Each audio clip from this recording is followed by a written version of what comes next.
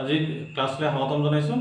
আজি আমি এচিড ক্ষাৰ লৱণৰ অনুশীলনীৰ প্ৰশ্ন উত্তৰৰ বিষয়ে আলোচনা কৰিম। টেক্সট কিতাপৰ অনুশীলনীৰ প্ৰশ্ন উত্তৰ। তো আমাৰ 7 নম্বৰলৈকে আমি আলোচনা কৰিছোঁ। আজি আমি 8 নম্বৰৰ পৰা আলোচনা কৰিম। তো 8 নম্বৰ কুৱেশ্যনটো দিছে যে পানীৰ অনুপস্থিতিত এচিড ধৰ্ম প্ৰদৰ্শন নকৰে কিয়? হয়, পানীর অনুপস্থিত এসিড ধর্ম প্রদর্শন নকরে কারণ এসিডে জলীয় দ্রব বা পানির সৈতে পানিত আয়নিত হয়ে হাইড্রোজেন আয়ন উৎপন্ন করে। আর হাইড্রোজেন আয়নের উপস্থিতিয়ে আমার এসিডের উপস্থিতি বোঝায়। অর্থাৎ এসিডে পানির উপস্থিতিতে হাইড্রোজেন আয়ন প্রস্তুত করে। আর হাইড্রোজেন আয়ন থাকিলে এটো এসিড থকা বুলি কোৱা হয়।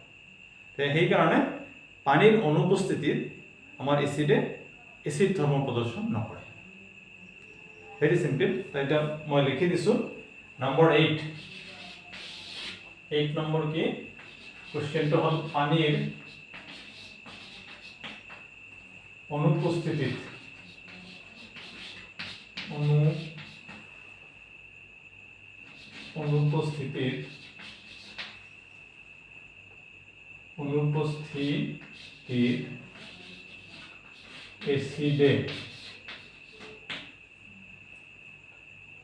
এসিড ধৰ্ম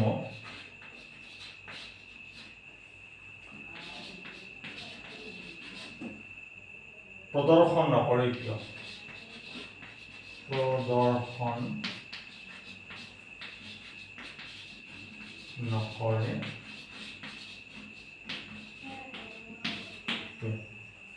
আকৌ এবাৰ কৈছোঁ, এসিডে পানির উপস্থিতিত পানির অনুপস্থিতিত এসিডে এসিড ধর্ম প্রদর্শন নকরে কিয়? তো ভেরি সিম্পল হয় এটা। কারণ এসিডে পানির উপস্থিতিত হাইড্রোজেন আয়ন উৎপন্ন করে আর সিয়ে এসিড ধর্ম প্রদর্শন করে। কিন্তু আমার পানির অনুপস্থিতি এসিডে হাইড্রোজেন উৎপন্ন কৰিব নোৱাৰে। ফলত আমাৰ কি হয়? আমাৰ এসিডৰ ধৰ্ম নেতিক হয়। তেনেহলে পানির অনুপস্থিতির এনসার হ'ব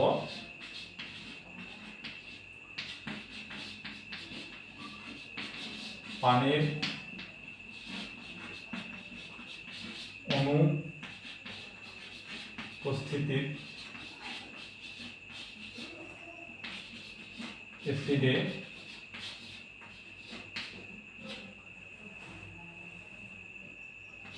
হাইড্রোজেন আয়ন বা হাইড্রোনিয়াম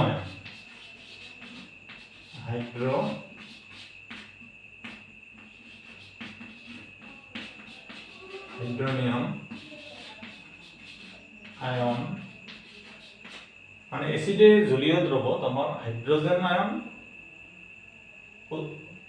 বা হাইড্রোজেন আয়ন উৎপন্ন। আসলে হাইড্রোজেন আয়ন মানে মুক্ত অৱস্থাত পোৱা নাযায়, পানীৰ লগত লগ লাগি থাকে। হাইড্ৰোজেন আয়ন যদি পানীৰ লগত লগ লাগি থাকে তেতিয়া হাইড্ৰোনিয়াম আয়ন বুলি কোৱা হয়। তেনেহ'লে আমাৰ পানীৰ অনুপস্থিত এচিডে কি হাইড্ৰোজেন আয়ন বুলি ক'লেও হ'ব বা হাইড্ৰোনিয়াম আয়ন বুলি ক'লেও হ'ব। হাইড্ৰোনিয়াম আয়ন সৃষ্টি নকৰে। সৃষ্টি নকৰে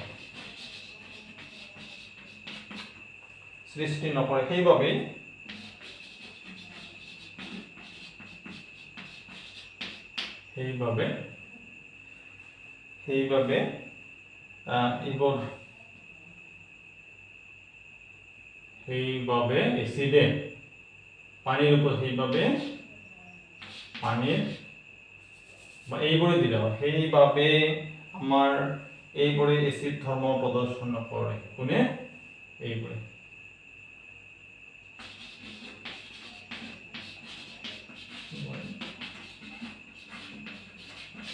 এসিড ধৰ্ম সেইভাবে এসিড ধৰ্ম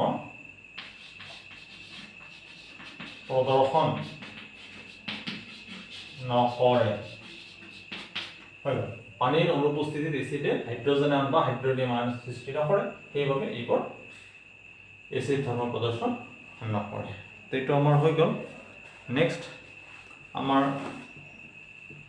9 নম্বৰ কুৱেশ্যনলৈ আমি আগবাঢ়িছোঁ।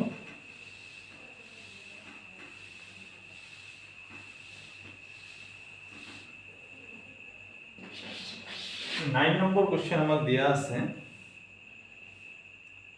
5টা দ্ৰৱ দিছে।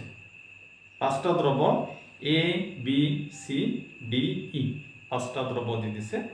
সাৰ্বজনীন সূচকেৰে পৰীক্ষা কৰাত pHৰ মান ক্ৰমে 4, 1, 11, 7 আৰু 9 দেখুৱাইছিল। কোনটো দ্ৰৱ প্ৰশম হ'ব, তীব্ৰ ক্ষাৰক হ'ব, তীব্ৰ আম্লিক হ'ব, মৃদু আম্লিক হ'ব, মৃদু ক্ষাৰকীয় হ'ব, হাইড্ৰজেন আয়নৰ গাঢ়তাৰ বৰ্ধিত ক্ৰমত pH মানবোৰ সজোৱা। তেনে আমি চাৰ্টখন বনাই লওঁ, মই ডাইৰেক্ট এনচাৰে মই কৰাই দিছোঁ। তেনেহ'লে আমাৰ চাৰ্টখন বনাই লওঁ। প্ৰথমতে আমি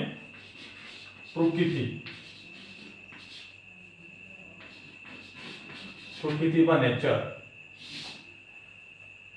নেচাৰ আমাৰ এই দিছে কি, এই দিছে আমাক প্ৰশম।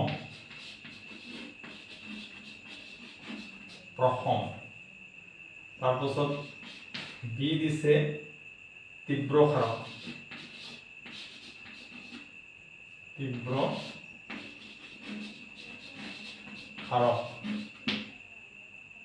ক্ষাৰকীয় দিছে, তীব্ৰ ক্ষাৰকীয়।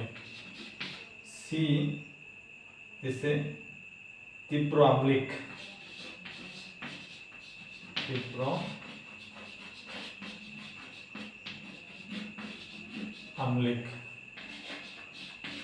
ডি মৃদু আম্লিক,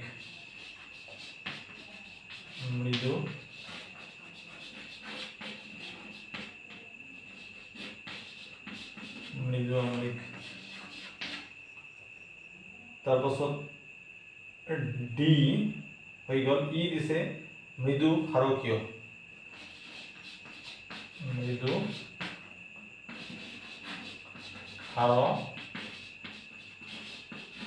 এইটো প্ৰকৃতি দি দিছে। ইয়াৰ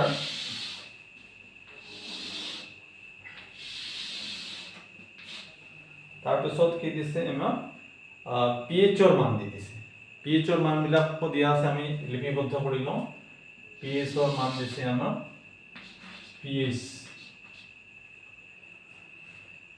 pHৰ মান আমাৰ A, তেনেহ'লে আমাৰ প্ৰশম দ্ৰৱৰ pHৰ মান কিমান, 7 হ'ব। তীব্ৰ ক্ষাৰক কি হ'ব, 7তকৈ বেছি হ'লে ক্ষাৰকীয় হয়। ইয়াত 11 আছে, গতিকে তীব্ৰ ক্ষাৰক আমাৰ কি হ'ব, 11। তীব্ৰ আম্লিক, তাৰমানে 7তকৈ pHৰ ভেলু 7তকৈ কম হ'লে আম্লিক হয়, আৰু যদি বেছি কম হয় তেনেহ'লে তীব্ৰ আম্লিক হ'ব। তেনেহ'লে তীব্ৰ আম্লিক কিমান হ'ব, ইয়াত 1 দিছে। তাহলে 1টো আমাৰ 7তকৈ বহু পৰিমাণে কম, সেইকাৰণে ইয়াত তীব্ৰ আম্লিক হ'ব 1 হ'ব। তাৰপিছত দিছে আমাৰ মৃদু আম্লিক। তো মৃদু আম্লিক হ'লে আমাৰ ইয়াতকৈ অলপমান বেছি হ'ব, মানে 7তকৈ কম হ'ব, 1তকৈ বেছি হ'ব। তেনেহ'লে ইয়াত 4 দিছে, মৃদু আম্লিক 4 হ'ব মৃদু আম্লিক। তাৰপিছত দিছে আমাৰ মৃদু ক্ষাৰকীয় মানে কি, আমাৰ 7তকৈ বেছি। আমাৰ pH স্কেল কি হয়, 0ৰ পৰা আমাৰ 14 লৈকে হয় আমাৰ ক্ষাৰকীয় pH স্কেল। আমাৰ মৃদু ক্ষাৰকীয়, তো ইয়াত 9 হ'ব, 9 দিছে আমাৰ মৃদু ক্ষাৰকীয়। এতিয়া তেনেহ'লে ইয়াত দি দিছে A, B, C, D কৈছে, আমাৰ মানবিলাক দিয়া আছে। তেনেহ'লে 7 আমাৰ হ'ব ইয়াত দ্ৰৱ, ডি দ্ৰৱটো হ'ব আমাৰ প্ৰশম, 7 দিছে তাৰ মান। ঠিক তেনেকৈ তীব্ৰ ক্ষাৰক হ'ব আমাৰ ইয়াত C, 11 দিছে, C11, এইটো তীব্ৰ ক্ষাৰক হ'ব। ঠিক তেনেকৈ ইয়াত দিছে আমাৰ মৃদু আমলিক B1 1 ন B দিছে তাহলে 1 এর মান B ঠিক তেনেকে মৃদু ক্ষারক মৃদু আমলিক মৃদু আমল হল 4 4 এর মান আমার A 4 A দি দিছে আর লাস্টত গৈ আমার মৃদু ক্ষারকীয় 9 9 আমার E দিছে E এইখিনি হল আমার স্টার্টত দিয়া এতিয়া কৈছে কি হাইড্রোজেন আয়নৰ গাঢ়তাৰ বৰ্ধিত ক্ৰমত pH ৰ মানবোৰ সজোৱা তো বৰ্ধিত ক্ৰম হাইড্ৰোজেন আয়নৰ গাঢ়তা pH ৰ মান হাইড্ৰোজেন আয়নৰ গাঢ়তা pH ৰ মান কমি গলে হাইড্ৰোজেন আয়নৰ গাঢ়তা বাঢ়ি যায় তেনেহলে আমাৰ pH ৰ হাইড্ৰোজেন আয়নৰ গাঢ়তাৰ বৰ্ধিত ক্ৰমত pH ৰ মানবোৰ হল এটো আমি লিখিব পাৰো তো কি হ'ব তেনে প্ৰথমতে এইটো হ'ব 11 হ'ব প্ৰথমতে হ'ব তেনেহলে আমাৰ 11 হ'ব pH ৰ মান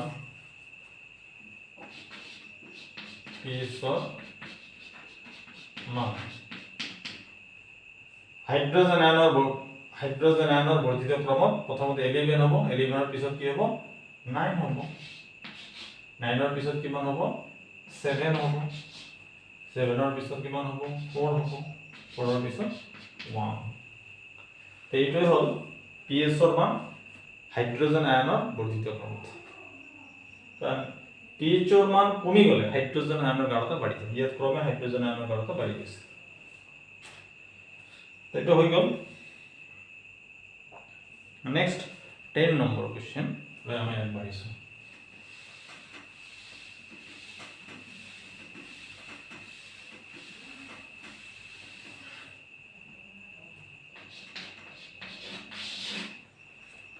टेन नम्बर क्वेश्चन तो हल ये अलग दीघलिया मैं क्वेश्चन तो लिखि निदिम डायरेक्ट आंसर मैं कै दिम परीक्षा नल ए और बी दुटा परीक्षा नल আছে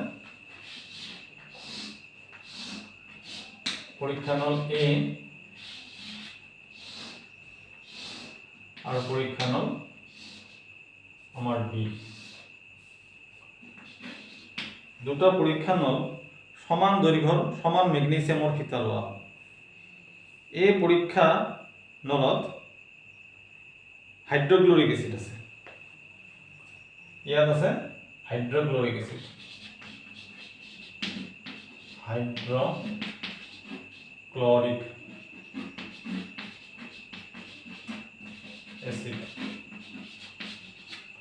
और बी পৰীক্ষা নলত আছে এসিটিক এসিড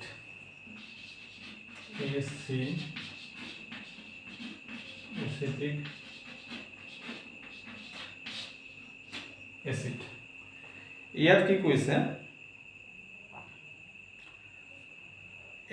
এসিড দুটাৰ গাঢ়তা একে আৰু একেই পৰিমাণে লোৱা হৈছে কোনটো পৰীক্ষা নলত বেছি বেগেৰে বুৰবুৰণি ওলাব আৰু কিয় ইয়াত আমাৰ এ পৰীক্ষা নলত কি আছে এই পৰীক্ষা নলত আমাৰ হাইড্ৰোক্লোৰিক এসিড আছে और हाइड्रोक्लोरिक एसिड आमार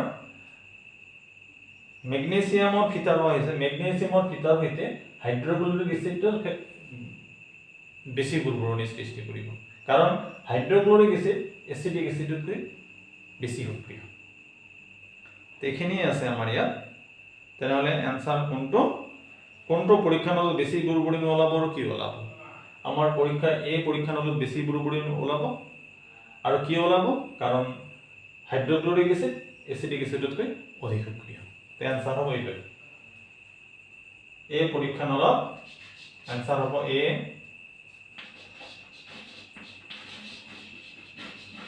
পৰীক্ষা নলিত কোনটো পৰীক্ষা নলিত বেছি বুৰবুৰণি ওলাব এ পৰীক্ষা নলিত বেছি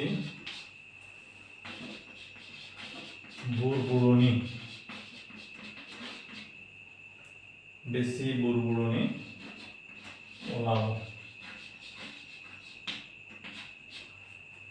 কাৰণ হাইড্ৰক্লৰিক এচিড কাৰণ HCl এচিটিক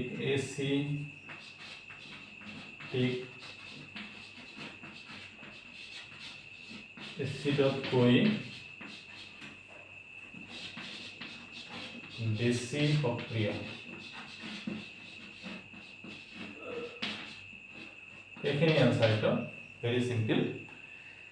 তো আমার 10 হৈ গ'ল। নেক্সট আমি 11 লৈ আগবাঢ়িছো।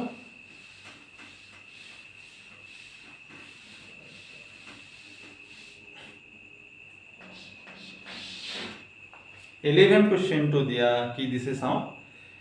11 কোৱেশ্চনটো দিছে কেঁচা গাখীৰৰ pH ৰ মান 6। ই দৈত পৰিণত হলে pH ৰ সলনি হ'বনে?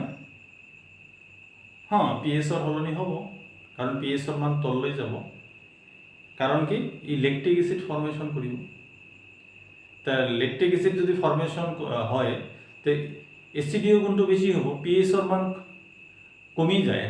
কমি গলে আমাৰ অম্লিক ধৰ্মী হয়, লেকটিক এসিড ফৰ্মেশন হ'ব। যদি pH ৰ মান কমি যাব তললৈ নামিব, কাৰণ লেকটিক এসিড উৎপন্ন হ'ব। তো মই এইটো লিখি দিছো 11 নম্বৰ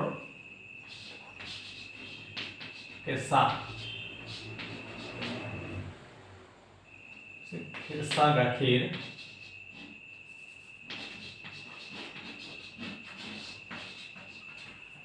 কেঁচা গাখীৰৰ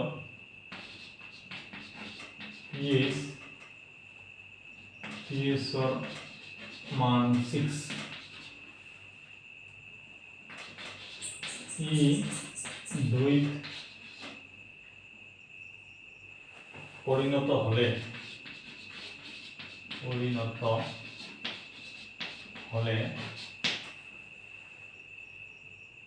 pH ৰ সলনি হ'বনে? pH সলনি হ'বনে ব্যাখ্যা কৰা।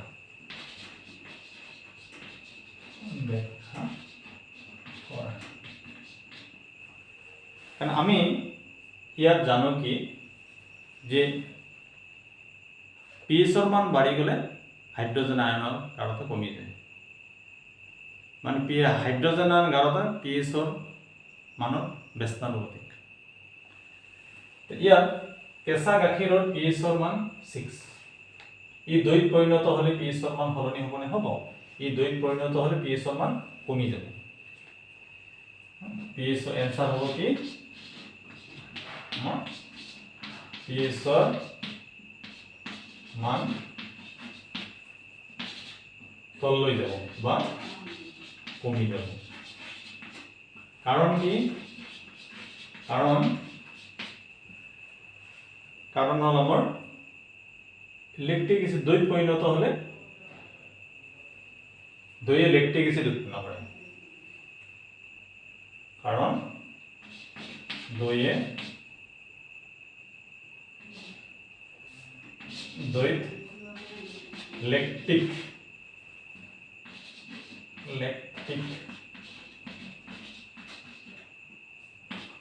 এসিড দৈয়ে লেকটিক এসিড উৎপন্ন কৰে।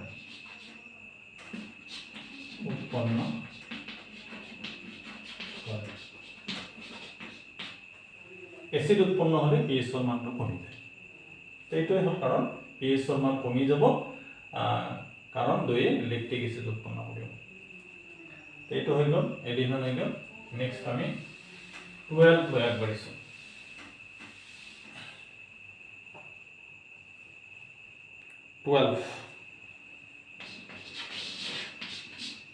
12টো কৈছে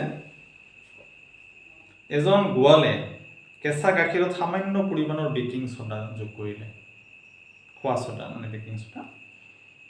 নাম্বাৰ এ কোৱেশ্চন কি দিছে? কিয় তেওঁ কেঁচা গাখীৰৰ pH ৰ মান 6ৰ পৰা সামান্য খাৰুৱা কৰি ল'লে, কাৰণ এই পিএছৰ মান 6ৰ পৰা সামান্য খাৰুৱা কৰি ল'লে কি হয়, আমাৰ লেক্টিক এচিড আমাৰ প্ৰশম হৈ যায়, দ্ৰৱটো প্ৰশম হৈ যায়। অৰ্থাৎ লেক্টিক এচিড ফৰ্মেশ্যন হওঁতে আমাৰ বহুত সময় লাগে, অৰ্থাৎ গাখীৰখিনি ভালে থাকে। সেইকাৰণে বি দিছে কি, এই গাখীৰখিনি দৈত পৰিণত হ'বলৈ হ'লে কিয় বেছি সময় লাগে? কাৰণ খাৰুৱা হ'লে আমাৰ লেক্টিক এচিডটো প্ৰশমিত কৰে খাৰুৱা দ্ৰব্য। অৰ্থাৎ লেক্টিক এচিড সৃষ্টি হ'বলৈ আমাৰ বহুখিনি সময় দৰকাৰ হয়, প্ৰয়োজন হয়। সেইকাৰণে গাখীৰখিনি বহু সময়লৈ ভাল নষ্ট নোহোৱাকৈ থাকে, বহু সময় থাকে। সেইকাৰণে আমাৰ এই খাৰুৱা কৰি লোৱা হয়, বা আমাৰ গাখীৰবিলাকে খাৰুৱা কৰি ৰাখিলে আমাৰ সোনকালে নষ্ট নহয় বা দৈ উৎপন্ন নহয়। এইটোৱে আছে, তো মই লিখি দিছোঁ এইটো। ঠিক আছে, কিয় খাৰুৱা কৰি ল'লে? এজন গোৱালে কেঁচা গাখীৰত সামান্য পৰিমাণৰ বেকিং ছ'ডা দিয়ে। আমাৰ কিয় তেওঁ কেঁচা গাখীৰ পিএছৰ মান 6ৰ পৰা সামান্যভাৱে খাৰুৱা কৰি ল'লে? এনচাৰ মই দিছোঁ এইটো। এনচাৰ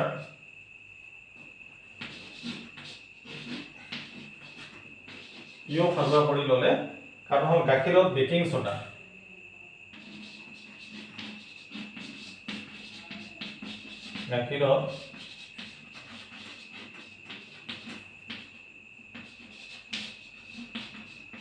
গাখীৰত বেকিং ছ'ডা মিহলালে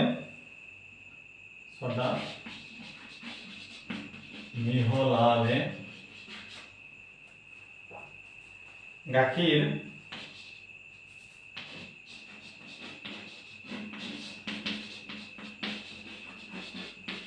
সামান্য পৰিমাণে খাৰুৱা হয়,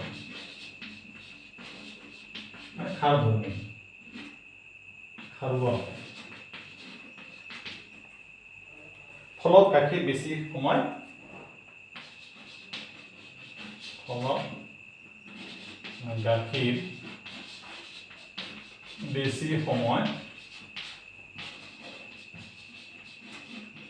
নষ্ট নোহোৱাকৈ থাকে,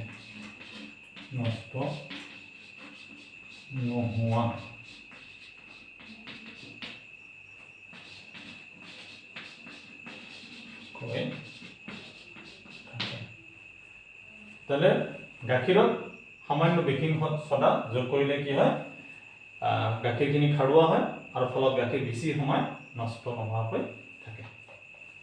তো এইটো এ নম্বৰ হৈ গ'ল। এতিয়া বি কৈছে কি, এই গাখীৰখিনি দৈত পৰিণত হ'বলৈ বেছি সময় লাগে কিয়? এইটো আমাৰ নেক্সট এনচাৰলৈ আমি আগবাঢ়িছোঁ। দৈত পৰিণত হ'বলৈ কিয় বেছি সময় লাগে? লেক্টিক এচিড আমাৰ বেকিং ছ'ডাৰ লগত বিক্ৰিয়া কৰি প্ৰশম হয়, এইটোৰ কাৰণ। লেক্টিক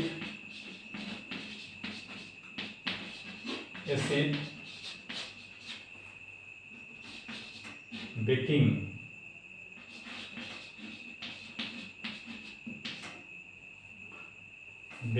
ছ'ডা লগত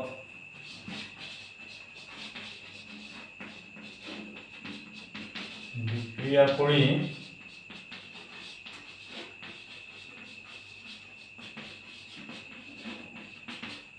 লেক্টিক এচিড বেকিং ছ'ডাৰ লগত বিক্ৰিয়া কৰি প্ৰশম। এতিয়া গাখীৰ দৈত পৰিণত হ'বলৈ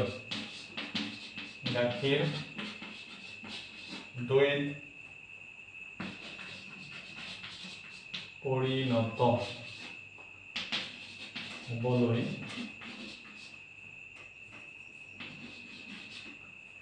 দৈত পৰিণত হ'বলৈ অধিক পৰিমাণৰ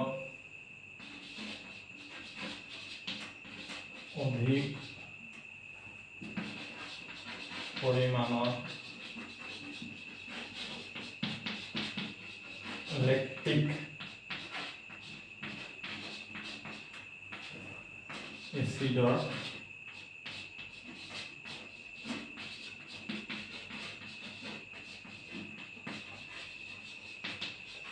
অধিক পৰিমাণৰ লেক্টিক এচিডৰ প্ৰয়োজন হ'ব। যেহেতু খাৰুৱা হৈ প্ৰসম হৈ গ'ল, প্ৰসম হোৱা আমাৰ দৈ হ'বলৈ হ'লে অধিক পৰিমাণৰ লেক্টিক এচিড লাগিব প্ৰয়োজন। ফলত গাখীৰ দৈত পৰিণত হ'বলৈ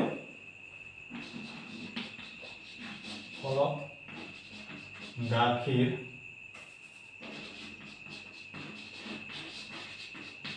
দৈত পৰিণত হ'বলৈ অধিক সময়ৰ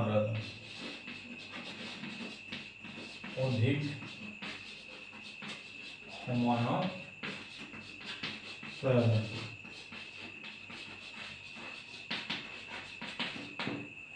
কোৱেশ্চনটো আকৌ এবাৰ কৈছোঁ যে এই গাখীৰখিনি দৈত পৰিণত হ'বলৈ বেছি সময় লাগে কিয়? মানে গাখীৰত যদি বেকিং সোডা যোগ কৰা হয় যে দৈত পৰিণত হ'বলৈ বেছি সময় লাগে, তাৰ কাৰণ কি? তেনেহ'লে কি যে লেক্টিক এচিডে বেকিং সোডাৰ লগত বিক্ৰিয়া কৰি প্ৰথম হয়। এতিয়া গাখীৰ দৈত পৰিণত হ'বলৈ অধিক পৰিমাণৰ লেক্টিক এচিডৰ প্ৰয়োজন হ'ব। ফলত গাখীৰ দৈত পৰিণত হ'বলৈ অধিক সময়ৰ প্ৰয়োজন হ'ব। এটা অৰ্থাৎ গাখীৰখিনি বহু সময় ধৰি ভালে থাকিব।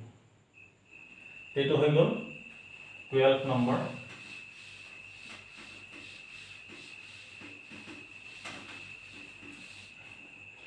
এতিয়া 12 নম্বৰৰ পিছত আমি এতিয়া চামগৈ 14 নম্বৰ। 13 আমি চাব পাৰোঁ। 13টো নালাগে, মই এনে কৈ দিছোঁ, এইটো চিলেবাছত নাই আৰু চিলেবাছৰ বাহিৰত, তথাপি কৈছোঁ। প্লাষ্টাৰ অফ পেৰিছক জলীয় বাষ্প সোমাব নোৱাৰা পাত্ৰত থ'ব লাগে কিয়? ব্যাখ্যা কৰা। কাৰণ প্লাষ্টাৰ অফ পেৰিছক জলীয় বাষ্প সোমাব নোৱাৰা পাত্ৰত থ'ব লাগে কাৰণ ই জলীয় বাষ্পৰ লগত বিক্ৰিয়া কৰি জিপছাম উৎপন্ন কৰে আৰু যিটো ব্যৱহাৰৰ অনুপযোগী হৈ যায়।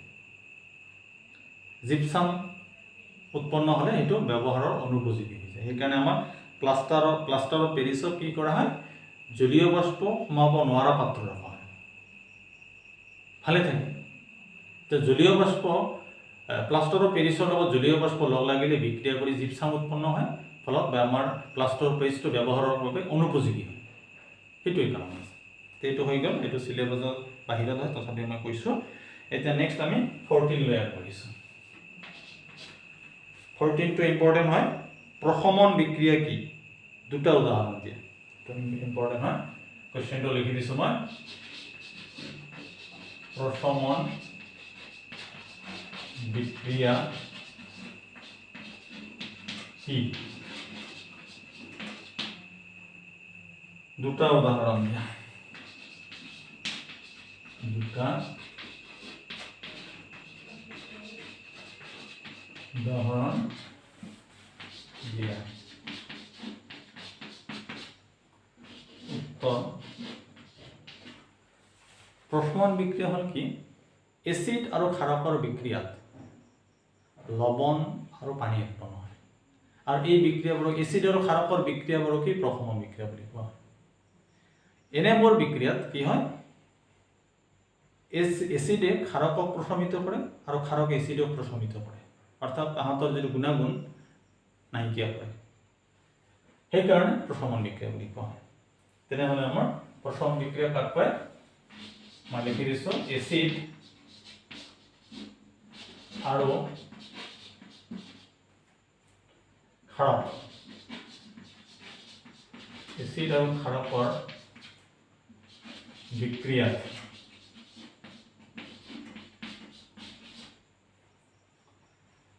এচিড আৰু ক্ষাৰকৰ বিক্ৰিয়াত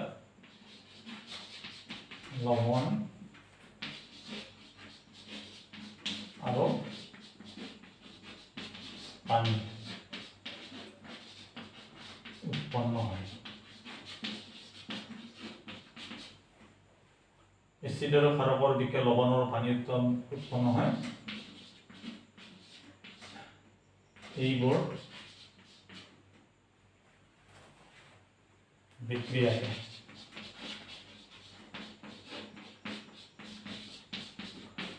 প্ৰশমন বিক্ৰিয়া বলে।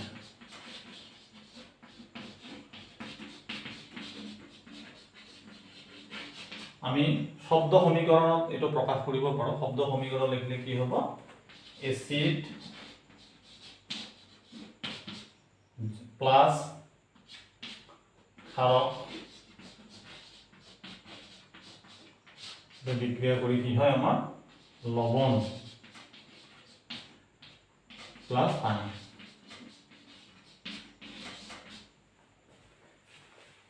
তাৰ প্ৰশমন বিক্ৰিয়া এটো ক'ব পাৰো।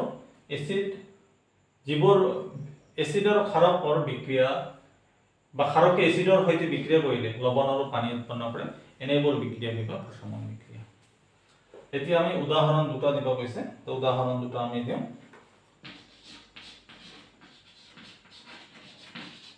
উদাহৰণ এচিড আৰু ক্ষাৰক। আমি প্ৰথমতে ক্ষাৰক এচিড ললো HCl এটা এচিড, ক্ষাৰক লওঁ NaOH সোডিয়াম হাইড্ৰোক্সাইড। এই দুটাৰ মাজত বিক্রিয়া হলে কি হ'ব? লবণ কি হ'ব? NaCl লবণ উৎপন্ন হ'ব। NaCl সোডিয়াম ক্লোৰাইড লবণ। আৰু পানী হ'ব কি? এই দুটা লগ লাগিব OH লগ লাগিব আৰু আমাৰ H OH আৰু H দুটা হাইড্ৰোজেন এটা অক্সিজেন লগ লাগিলে পানী H2O। এটো হৈ গ'ল। এটা সমতুল্য আমি চাওঁ। এটো বিক্রিয়ক পদার্থ, এটো বিক্রিয়ক পদার্থ। বিক্রিয়ক পদার্থ কি আছে? হাইড্ৰোজেন এটা আৰু এটা দুটা, ইয়াত হাইড্ৰোজেন দুটো ঠিকই আছে। ক্লোরিন ইয়াত এটা ঠিকই আছে। সোডিয়াম ইয়াত এটা ঠিকই আছে। এটা সমতুল্য কৰা আছে। নেক্সট নাম্বাৰ 2 আৰু এটা আমি চাওঁ। আৰু এটা দিওঁ আমাৰ সালফাৰিক এসিডৰ এটা দিওঁ, বেলেগ হওক বা নাইট্ৰিক এসিডৰ হওক। নাইট্ৰিক এসিড তো নাইট্ৰিক এসিড দিলো HNO3। ক্ষাৰক তো KOH দিয়া হোক, পটাসিয়াম হাইড্ৰোক্সাইড ক্ষাৰক। তো এইটোৰ মাজত বিক্ৰিয়া ঘটি কি হ'ব? নাইট্ৰিক এসিড পটাসিয়াম নাইট্ৰেট হ'ব KNO3 লবণ, পটাসিয়াম নাইট্ৰেট লবণ। আৰু এইটো সদায় পানী উৎপন্ন হ'ব, পানী। তো এই দুটো হল আমাৰ প্ৰশমন বিক্ৰিয়া উদাহৰণ। তা আজিলৈ ইমানতে সমাপ্ত কৰিছো। ভিডিঅ'টো চোৱাৰ কাৰণে ধন্যবাদ জনাইছো। আকৌ লগ পোৱাৰ আশাৰে নমস্কাৰ।